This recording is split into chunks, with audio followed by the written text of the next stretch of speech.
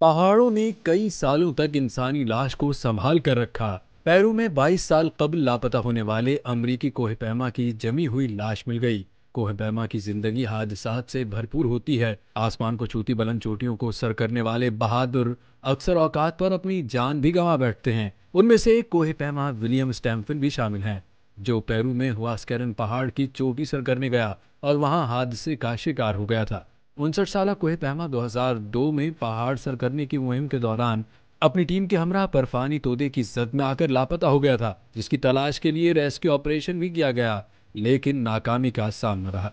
मौसमियाती तब्दीलियों की वजह से पहाड़ी सिलसिले पर बर्फ पिघलने से अमरीकी कोहिपैमा की जमी हुई लाश मिली, जबकि बर्फ की वजह से उसके कपड़े, जूते और दीगर सामान समेत पासपोर्ट भी महफूज रहा, जिसके सबब पुलिस को शनाख्त करने में मदद मिली है।